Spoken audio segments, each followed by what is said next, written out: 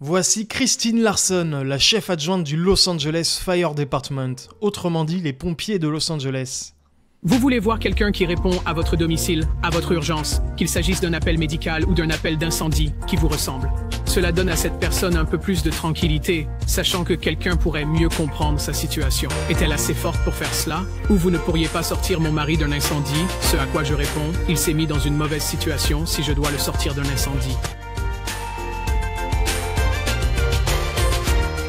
Donc vous avez bien entendu quand on lui demande en gros si en tant que femme elle pourrait porter à bout de bras un homme évanoui par exemple dans un appartement en feu pour le sortir, elle répond que c'est la faute du mec de base qui s'est mis dans cette situation là.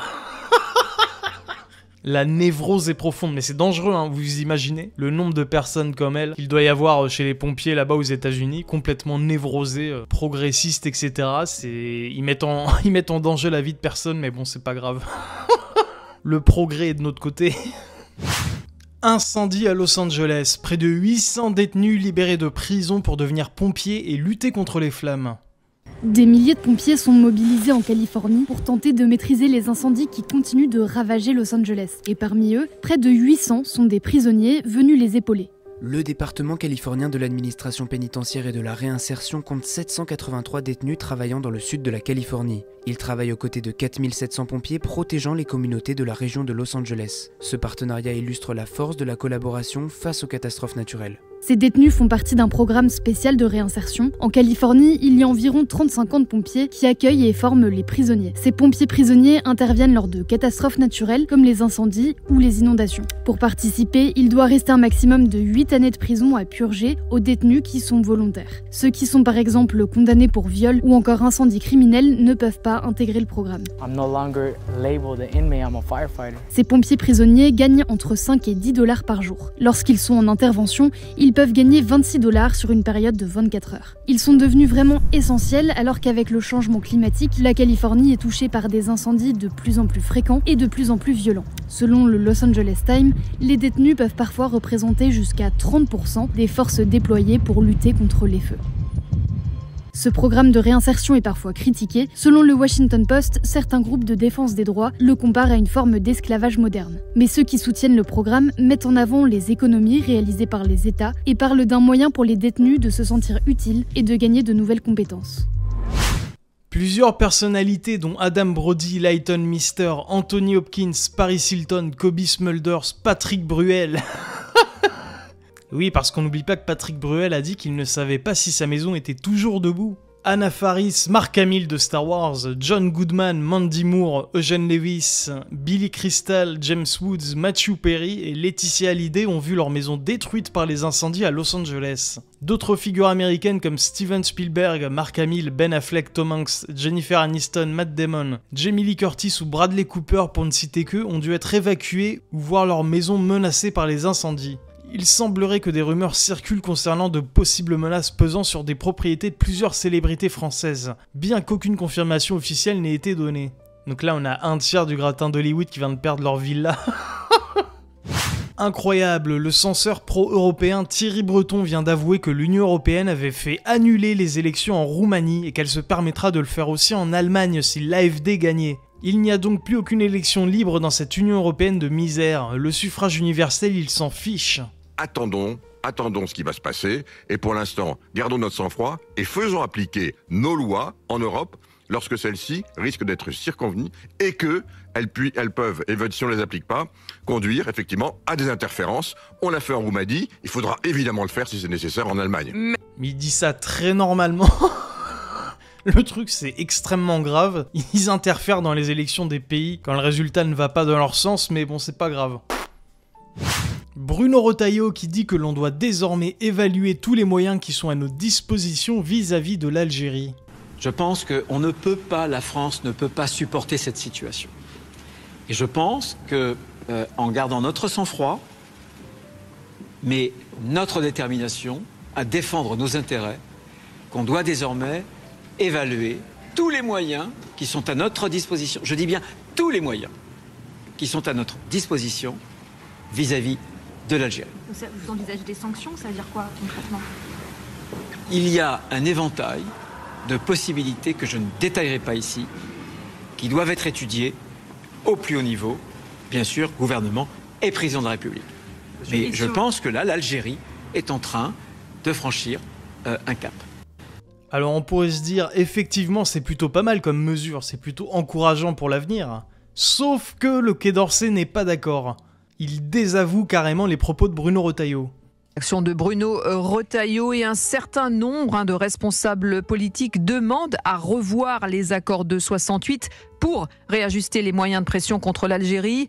Jacques Serret, est-ce que la diplomatie française envisage à ce stade de remettre en cause ces accords ? Non, du côté du Quai d'Orsay, les diplomates n'en sont pas là. Ils en sont même très loin. Pas question de se lancer dans un effet d'annonce juste en interne. Mais quid de la réduction du nombre de visas accordés à l'Algérie ? Et puis, faut-il revoir l'aide au développement fournie à ce pays ? Pour rappel, la France a donné ces dernières années entre 110 et 130 millions d'euros à l'Algérie par an.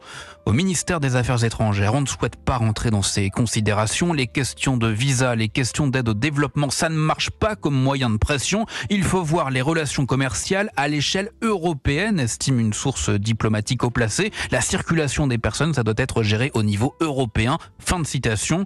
Une analyse qui n'est absolument pas celle du ministère de l'Intérieur, vous venez de l'entendre, ce qui crée de premières dissensions au sein du gouvernement Bayrou. Ce diplomate français assume, au Quai d'Orsay, on ne joue pas la même partition qu'à Beauvau. Et voilà les amis, on en revient toujours au même point de départ. Tout se joue au niveau européen, c'est-à-dire que tout se joue au niveau de Bruxelles. Donc Retailleau peut dire ce qu'il veut. Au final, in fine, c'est toujours Bruxelles qui aura le dernier mot et qui dira non. Karima Katim de la LFI, on met tout sur le dos de l'Algérie, on fait de la chasse aux Algériens, je suis l'ambassadrice de l'Algérie en France, ça est carrément. On fait quoi? On met tout sur le dos de l'Algérie. On fait de la chasse aux Algériens. Mais vous savez quoi? Chasse aux Algériens. Oui, on fait de la chasse aux Algériens. L'Algérie, matin, midi mais enfin, et soir. Ces influenceurs algériens, vous n'allez pas leur donner raison. On a sur notre sol français la plus grande diaspora, ce sont les Franco-Algériens. 6 millions de Franco-Algériens. 6 millions d'Algériens sur le sol français. Ça ne sert à rien d'hurler. Ça ne sert à rien d'hurler. Je suis française, monsieur, à 100% française. Mais vous parlez pas de gens qui vous disent dans les vidéos nique la France. Mais bien sûr que oui, j'en parle. Bien sûr que oui. Il faut les renvoyer chez eux, ceux-là. Avec une diplomatie. Mais ça veut dire quoi avec une diplomatie? Il faut reprendre le dialogue. Il faut reprendre le dialogue. Il faut reprendre le dialogue. Et c'est pour ça que les menaces, il ne faut absolument pas aller sur les menaces. Il ne faut absolument pas parler de guerre. Il faut reprendre la diplomatie. Des deux côtés. Mais quand le président, justement, laissez-moi vous répondre, quand le président algérien Abdelmadjid Tebboune commence son oratoire en disant clairement, nous ne demandons pas de compensation. Nous ne demandons même pas de vous excuser de ce qu'ont fait vos ancêtres. Nous demandons juste une reconnaissance. Attendez, reconnaissez. Vous voulez reprendre le discours de Tebboune quand il dit ces Français qui ont fait le génocide en Algérie. Excusez-moi. Vous savez ce que ça veut dire le génocide? Vous savez ce que c'est? Il y a eu le génocide en Algérie. Mais quand vous mettez des Algériens dans une grotte et que vous les enfumez, comment ça s'appelle? C'était une guerre, non? Une guerre, c'était de la colonisation. Il n'y a pas eu de Français qui ont les couilles coupées et dans le vent. Enfin, c'était des deux côtés. Vous parlez d'un peuple qui est politisé. Vous parlez constamment de junte militaire. Mais j'ai envie de vous dire, s'il y a un général en Algérie, c'est tout le peuple. La Constitution commence par le peuple. D'accord. Pour le peuple. Excusez-moi, Karima, heureusement que vous nous avez rappelé que vous étiez française à 100%. Parce que moi j'ai l'impression que vous êtes plus algérienne que française dans votre discours. Mais je suis pour la réconciliation. Oui, mais excusez-moi. Mais vous défendez que les Algériens. Défendez la France. Mais vous défendez la France. Vous rendez compte, vous mettez les Algériens dans une situation déplorable. Vous leur demandez de choisir entre leur père et leur mère. Mais qui leur demande de choisir? Personne ne demande de choisir. Personne ne demande de choisir. La paix et la voie de la diplomatie. Ça, je suis d'accord. Mais ne défendez pas que l'Algérie alors. Parce que sur ce plateau, depuis tout à l'heure, vous ne défendez que l'Algérie. Si, je défends la France. Je suis l'ambassadrice de la France en Algérie. Donc vous êtes d'accord pour dire que ces Algériens qui insultent la France, qui menacent la France, il faut les renvoyer chez eux. Bien sûr que c'est condamnable. Et bien donc l'Algérie, je dis que est-ce qu'il faut les renvoyer chez eux? Ça peut se faire, oui, bien sûr, et ça peut se faire que par la voie diplomatique qui est totalement obstruée. Juste pour un dernier mot, parce qu'ensuite, tranquillement, vous pouvez dire aujourd'hui qu'il n'y a pas d'échange. Il y a gueule, mon vieux. On dirait une poissonnière de Ménilmontant.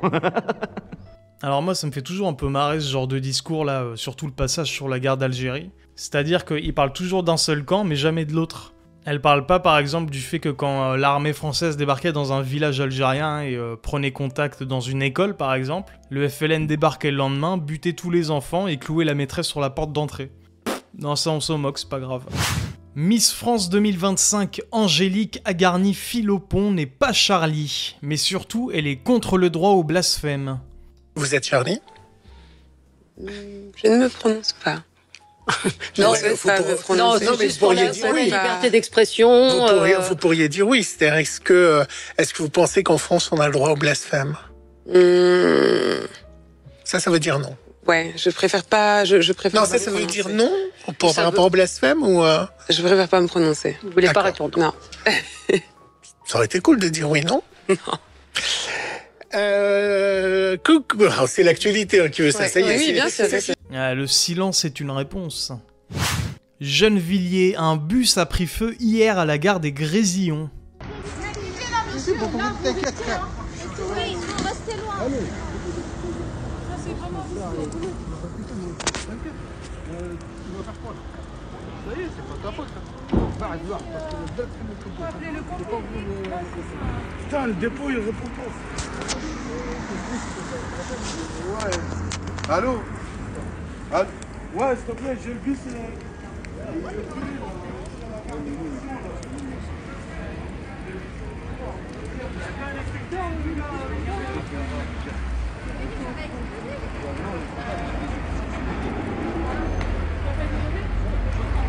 Alors on se demande bien par quelle magie ce bus s'est enflammé. Peut-être par la magie d'un molotov, je ne sais pas. Image spectaculaire, un tramway vient d'en percuter un autre à l'arrêt à Strasbourg. Au moins 30 blessés. Là, sur le correct, accident.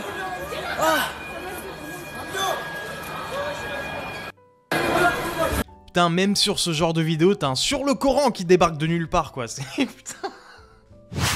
À Toulouse, un homme a surpris un pickpocket en plein acte. Après lui avoir fait des reproches, les deux voleurs sont descendus du bus et ont ensuite attaqué la victime à deux, comme des lâches.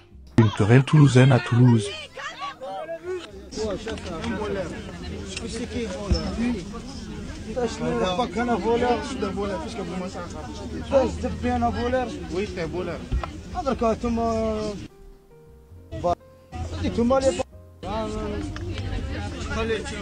منه نزل منك له السوا تاع عمو دغيت بصح وليت نو ما ديت ما ديت تحصل في الزبيت هي قال لك ديت دوك منه نزلوا نهضر مع ربك هضره شابه موا لي زالجيريان فرونس سي طون سي بون انت شكان انت يا راجل الاخر انتوما الحركيه ربكم اسمعني خلي مني سي بون ما باردون ماشي باردون ما كاش باردون ما بقاش عليك الهضره ما كاش باردون يا با باردون Dans la partie 2. Mais arrête. Qu'est-ce qui s'est passé? On vous a volé? Non, on m'a volé moi. Le TikTok de l'année, ton pote est animateur dans une école. Ton pote est animateur dans une école.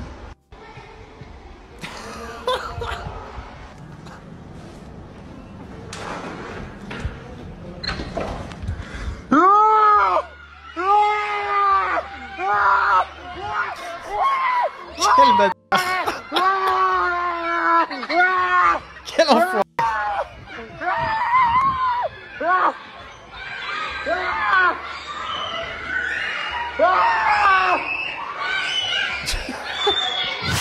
Voilà, sur ce, merci à toutes et à tous d'avoir regardé la vidéo. N'hésitez pas à lâcher un petit pouce bleu, un commentaire pour le référencement ou à vous abonner si vous le souhaitez. Moi, je vous dis prenez soin de vous, à la prochaine. Allez, salut.